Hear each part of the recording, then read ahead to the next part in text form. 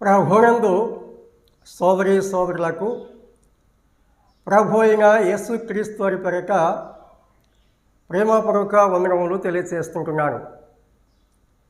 మనము దేవుని పరిశుద్ధ గ్రంథంలో ఆదికాండము 1వ అధ్యాయము 26-27 వాక్యాలు చదువుకుందాం. దేవుడు మన స్వరూపమందు మన పోలిక చొప్పున నరులను చేదము, వారు సముద్రపు చేపలను, ఆకాశ పక్షులను, పశువులను, సమస్త భూమిని, భూమి మీద ప్రాకు ప్రతి జంతువును ఏలుదురుగాక అని పలికెను. దేవుడు తన స్వరూపమందు నరుని సృజించెను, దేవుని స్వరూపమందు వారిని సృజించెను, స్త్రీనిగాను పురుషునిగాను వారిని సృజించెను. 2వ అధ్యాయం 7వ వాక్యం చదువుకుందాం. దేవుడైన యెహోవా నేల మంటితో నరుని నిర్మించి వారి నాసికా రంధ్రములలో జీవవాయువును ఊదగా నరుడు జీవాత్మ ఆయను. దేవుడు తన వాక్యమును మనందరి క్షేమార్థమై, దేవుని యొక్క మహిమార్థమై దేవుడే దీవించి పంచిపెట్టునుగాక. ప్రభునందు సోదరీ సోదరులారా, మనం దేవుని పరిశుద్ధ గ్రంథములో చదివిన వాక్య భాగాల్లో దేవుడు మానవుని ఏ రీతిగా చేశారు అనే సంగతులు గమనిస్తుంటున్నాం. దేవుడు మానవుని చేసిన విధానం, లేక దేవుడు మానవులను సృజించిన విధానం, మానవుని సృజించిన విధానం మనం దేవుని యొక్క వాక్యంలో గమనిస్తున్నాం. మొట్టమొదట దేవుడు మానవుని చేసిన విధానం మనం చూస్తున్నాం. దేవుడు మానవుని చేసిన విధానము ప్రత్యేకముగా 3 విధాలుగా లేక 3 దశలుగా దేవుని యొక్క గ్రంథములో మనకు కనిపిస్తున్నది. దేవుడు మానవుని ఏ రీతిగా చేశారు, ఆ సంగతులను లేక ఆ సత్యాలను దేవుడే మన గ్రహింపు కోసం వ్రాయించారు అని మనము గమనిస్తున్నాం. ఒక అంశము మనకు తెలియాలంటే ఎవరైతే దానిని ప్రారంభించారో లేక నిర్మించారో వారే మనకు తెలియచేయాలి. అప్పుడే దాని గురించిన గ్రహింపు మనం కలిగి ఉండే అవకాశం ఉన్నది. మానవులను కలువ చేసిన దేవుడే మానవులను ఏ రీతిగా కలువ చేశారో ఆ సంగతులు దైవగ్రంథంలో తేటగా మనకు రాయించారు. ఈ సత్యాలు ప్రతి మానవుడు ఖచ్చితంగా గ్రహించవలసిన అక్కడ ఉన్నది. దేవుడు మానవుని కలువ చేసిన విధానము 3 విధాలుగా మనకు కనిపిస్తున్నది.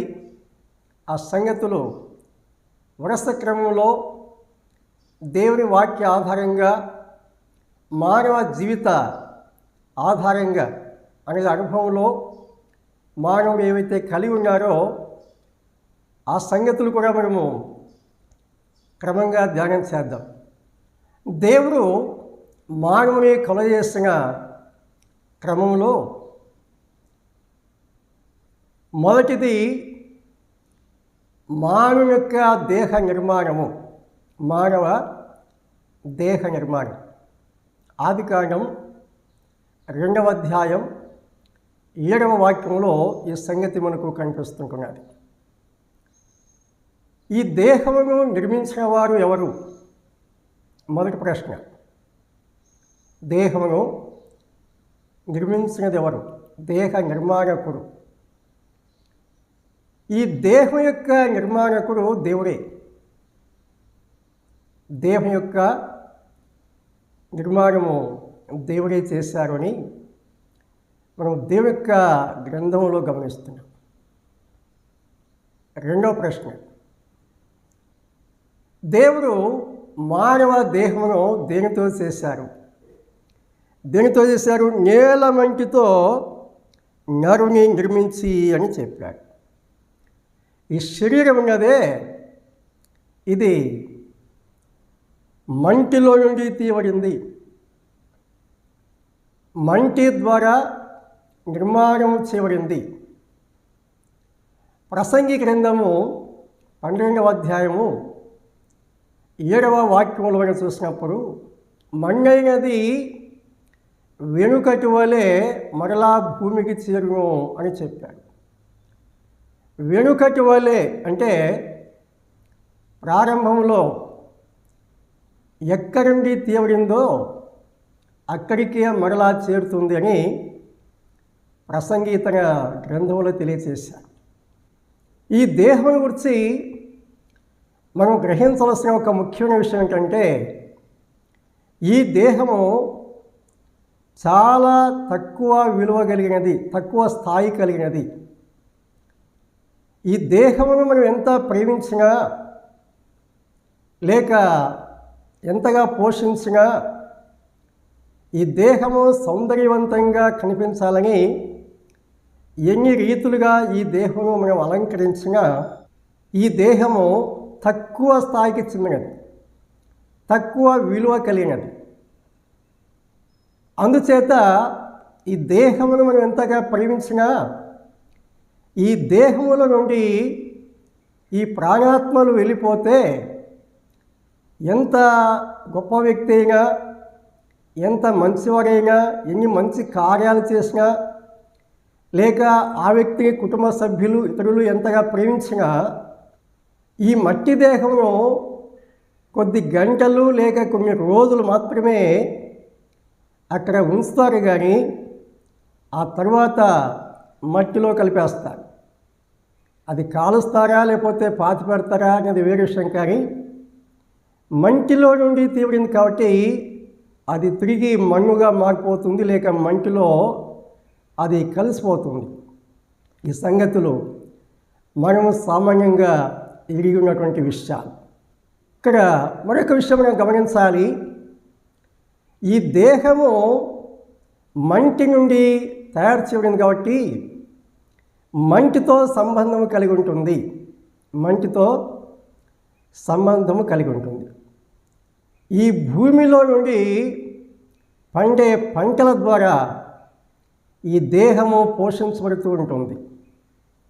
అది ఏ పంట అయినా, ధాన్యమా లేక ఫలముల, కూరగాయల, ఏవైనా కావచ్చు, ఈ భూమి నుండి పండుతున్న పంటల ద్వారా ఈ దేహము పోషించబడుతుంది అనే సంగతులు మనము సర్వసాధారణంగా ఎరిగి ఉంటున్నాం.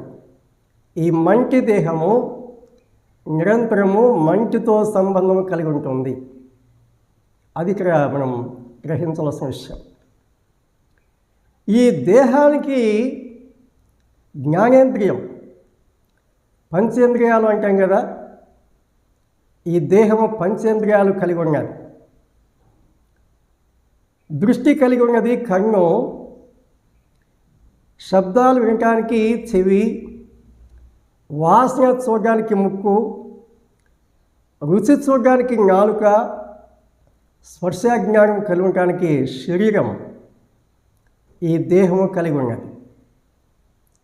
ఇది ఈ దేహానికి జ్ఞానేంద్రియము అని మనం గమనిస్తున్నాం.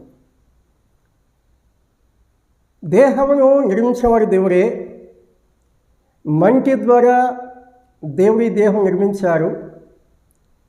ఈ దేహము తక్కువ స్థాయి కలిగింది. ఈ దేహము మంటితో సంబంధం కలిగి ఉంటుంది. మంటిలోండి వచ్చే పదార్థాలు తింటుంది, మంటిలో కలిసిపోతుంది. ఈ శరీరానికి 5 రకాల జ్ఞానేంద్రియాలు ఉన్నవి అనే సంగతి మనము గమనిస్తున్నాం. మానవ నిర్మాణంలో ఇది మొదటి భాగము. దేవుడు మానవుని కలవచేయటలో రెండవ భాగం ఏమనగా ఆదికాండము 1వ అధ్యాయము 27లో తెలియచేసినట్లుగా దేవుడు తన స్వరూపమందు నరుని సృజించెను అని చెప్పాడు.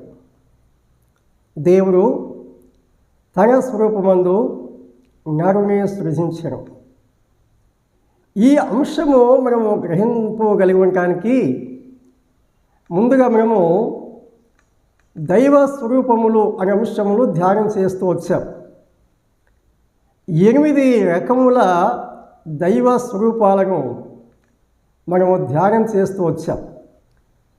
ఆ ధ్యానాల యొక్క ప్రాముఖ్యమైన ఉద్దేశం ఏంటంటే దేవుడు ఏమై ఉన్నాడు అనే సత్యము గ్రహించడానికి మనకు వీలవుతుంది. అంత మాత్రమే కాకుండా దేవుడు తన స్వరూపమందు మానవులను సృజించారు అంటే ఆ దైవ స్వరూపాలు ఏవైతే ఉన్నావో ఆ స్వరూపములో మానవుడు కలిగి ఉన్నట్లుగా దేవుడు మానవుని సృజించారు అని మనం చూస్తాం. సృజించుటనగా నూతనముగా సృజించుటని అర్థం. నూతనముగా కలవచేయుట. ఈ మంటి దేహంలో ఏమున్నది? కేవలం మట్టే ఉన్నది. అయితే దేవుడు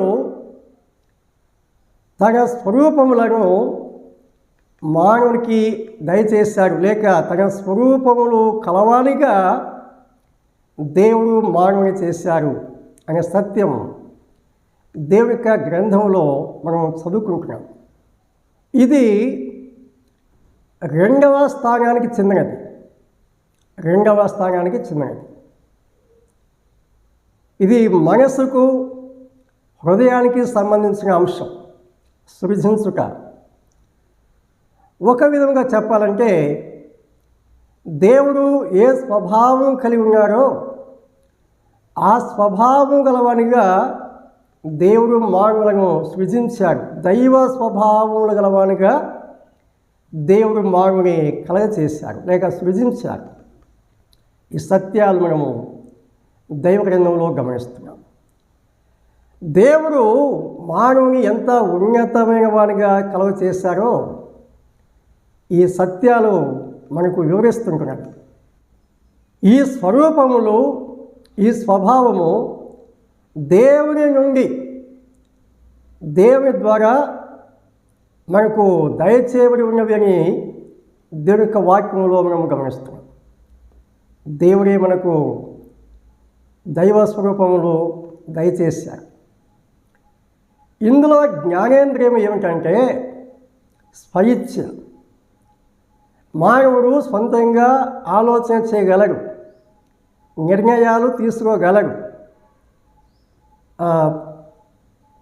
తనకు తానుగా ఆలోచిస్తూ నిర్ణయాలు తీసుకుంటూ తన ఆలోచన ప్రకారము జీవిస్తాడు, లేకపోతే కార్యములు జరిగిస్తాడు. అందుచేత దీనిని స్వయిచ్ఛ అనగా దీని యొక్క జ్ఞానేంద్రియము స్వయిచ్ఛ అనే సంగతి మనము గ్రహింపవలసిన వారికి ఉంటున్నాం. ఈ స్వయిచ్ఛ అనేది తనకు తాను ప్రయోజనం కలిగించుకుంటూ ఇతరులతో సంబంధం కలిగి ఉంటుంది. ఇతరులతో సంబంధం కలిగి ఉంటుంది. మనము వ్యక్తిగతంగా ఒక వ్యక్తిత్వం కలిగి ఉన్నా ఇతరులతో మనం సంబంధం కలిగి ఉంటాం. మన ఆలోచన పంచుకుంటాం, కలిసి పని చేస్తాం, కలిసి కార్యాలు జరిగిస్తాం, ఇతరులతో సంబంధం కలిగి ఉంటాం.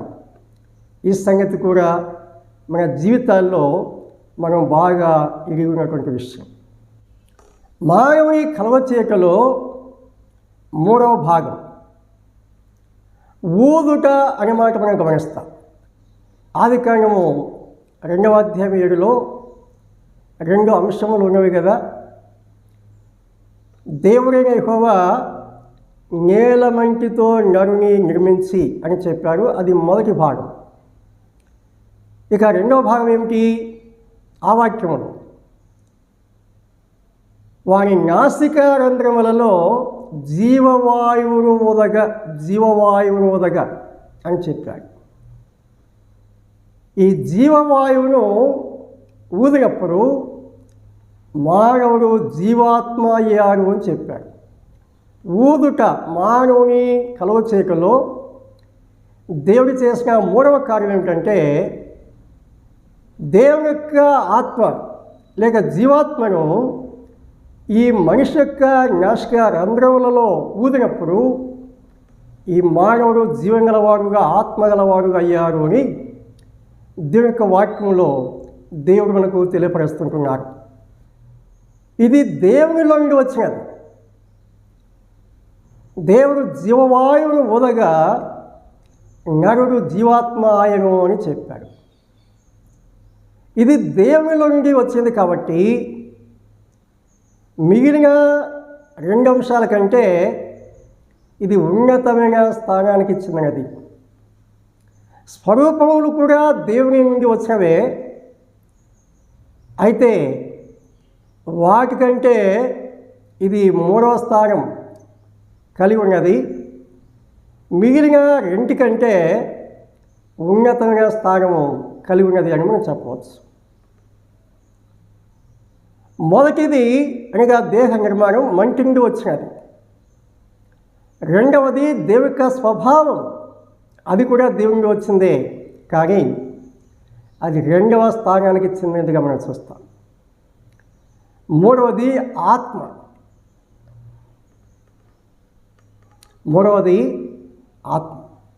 జీవాత్మ అని చెప్పాడు కదా. ఈ ఆత్మ ఉన్నతమైన స్థానానికి చెందినది. మిగిలిన 2 కంటే ఉన్నతమైన స్థానం కలిగి ఉన్నది.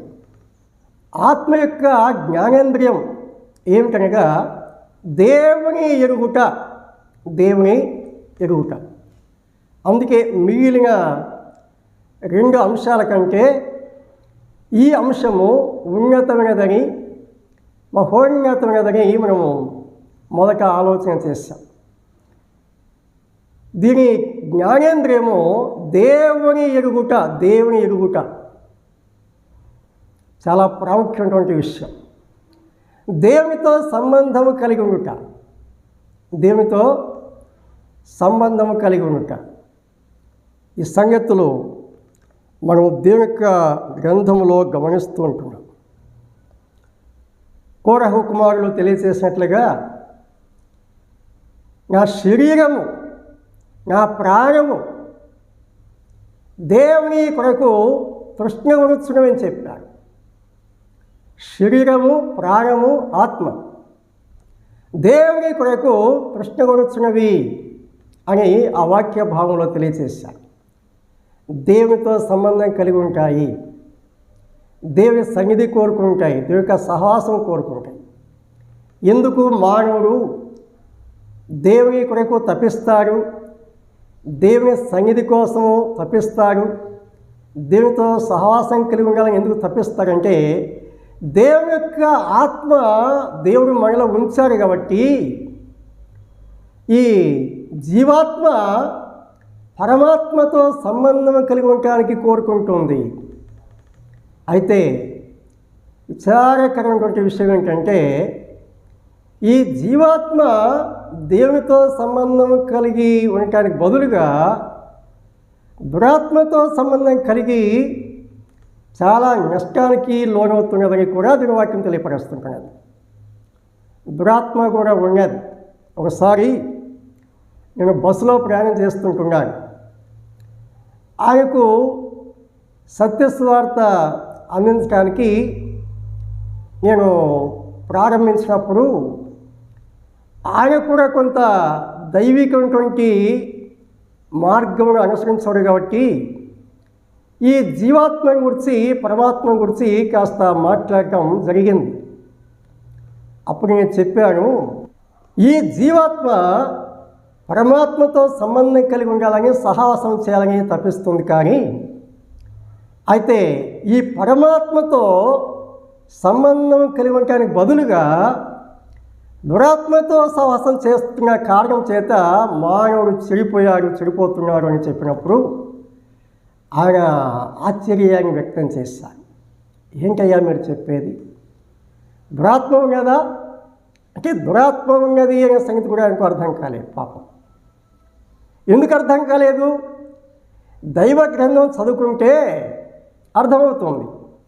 బైబిలు పరిచయం లేని వారు, దేవుని యొక్క గ్రంథము చదవని వారు దురాత్మ ఉన్నాడు అనే సంగతి గ్రహించగా సాధ్యం కాదు. కొంతమంది బైబిల్ చదివినా దురాత్మ ఉన్నాడు అనే సంగతి గ్రహింప లేకుండా సాతాను వారి యొక్క మనోనేత్రాలకు అంధత్వం కలిగించాడు అని కూడా వాక్యం చెప్తుంది. పరమాత్మని గురించిన గ్రహింపు లేకపోవడం చేత దురాత్మయే పరమాత్మని భ్రమించి దురాత్మను అనుసరిస్తున్నారు. జీవితాలను 100% నాశనానికి నడిపించుకుంటున్నారు. చాలా దురదృష్టకరం. దురాత్మ ఉన్నాడు అని వాక్యం చెప్తుంది, దేవుడు చెప్తున్నాడు. ఆత్మ యొక్క జ్ఞానేంద్రియం దేవుని ఎరుగుట అని చెప్పుకున్నాం కదా. ఈ జ్ఞానేంద్రియము మనం ముందుగా గమనించినట్లుగా దేవునితో సంబంధము సహవాసము కలిగి ఉండడానికి ఇష్టపడుతుంది. దేవుని యొక్క వాక్యమును చదువుకునుట, ప్రార్థన చేయుట, లేక దేవుని యొక్క కార్యాల్లో ఉత్సాహంగా పాల్పొందుట ఈ ఆత్మ యొక్క జ్ఞానేంద్రియం యొక్క లక్షణంగా మనం చూస్తాం. ఈ 3 సంగతులు మనం సరిగ్గా గ్రహించినప్పుడే దేవుడు మానవుని కలుగచేశాడు అని మనం గ్రహించగలము. మానవుని ఎడల దేవుడు కలిగిన ఉన్నత ఉద్దేశాలు కూడా మనం గ్రహించడానికి వీలు కలిగి ఉంటుంది. ప్రభునందు సోదరి సోదరులారా, ఈ అంశంలో ఒక ప్రాముఖ్యమైనటువంటి సత్యమును మనం ధ్యానం చేసి ఈ ధ్యానాన్ని మనం ముగింపు చేద్దాం. దేవుడు సర్వశక్తి సంపన్నుడు. దేవుని యొక్క జ్ఞానము అపరిమితమైనదని ఈ వాక్యం తెలియపరుస్తుంటున్నది. కీర్తనలు 147 కీర్తన 5వ వాక్యం, మన ప్రభువు గొప్పవాడు, ఆయన అధిక శక్తి గలవాడు, ఆయన జ్ఞానమునకు మితి లేదు. ఆయన జ్ఞానమునకు మితి లేదు అని చెప్పాడు. యెషయా గ్రంథము 40వ అధ్యాయము 13, 14 వాక్యాలు, యెహోవా ఆత్మకు నేర్పినవాడు ఎవరు? యెహోవా ఆత్మకు నేర్పినవాడు ఎవరు? ఆయనకు మంత్రి అయి ఆయనకు బోధపరచిన వారు ఎవరు? ఎవరి యొద్ద ఆయన ఆలోచన అడిగాను? ఆయనకు వివేకము కలుగజేసిన వారెవరు? న్యాయమార్గమును గురించి ఆయనకు నేర్పిన వారెవరు? ఆయనకు జ్ఞానము అభ్యసింపచేసిన వారెవరు? ఆయనకు బుద్ధి మార్గము బోధించిన వారెవరు? ఇక్కడ కొన్ని ప్రశ్నలు మనకు కనిపిస్తుంటున్నాయి. 13లో 2 ప్రశ్నలు, 14లో 5 ప్రశ్నలు మనకు కనిపిస్తున్నాయి. ఆ చివరిలో ఎవడు ఎవడు ఎవడు అని ప్రశ్నించాడు. 7 ప్రశ్నలు ఇక్కడ మనకు కనిపిస్తున్నాయి. యెహోవా ఆత్మకు నేర్పిన వారెవరు? ఆయనకు మంత్రి అయి ఆయనకు బోధపరిచిన వారెవరు? ఎవని యొద్ద ఆయన ఆలోచన అడిగాను? ఆయనకు వివేకము కలగజేసిన వారెవరు? న్యాయమార్గం గురించి ఆయనకు నేర్పిన వారెవరు? ఆయనకు జ్ఞానం అభ్యసింపజేసిన వారెవరు? ఆయనకు బుద్ధి మార్గము బోధించిన వారెవరు అని చెప్పాడు. సర్వజ్ఞాన సంపన్నుడు, జ్ఞానమునకు మితి లేనివాడు, అపరిమితమైన జ్ఞానం గలవాడు. ఆయన జ్ఞానానికి సాటినది ఏమిటి? ఆయనకు సాటిన వారు ఎవరు? ఆయన అసమానుడు అని ఇదే అధ్యాయంలో తెలియచేశాడు. 18వ వచనం చూడండి. కావున మీరు ఎవరితో దేవుని పోల్చుదురు, ఏ రూపంగాను సాటి చేయుదురు అని ప్రశ్నించారు. 25లో చూస్తే, నీవు ఇతనితో సమానుడవని మీరు నన్ను ఎవరికి సాటి చేయుదురు అని పరిశుద్ధుడు అడుగుతున్నాడు అని చెప్పాడు.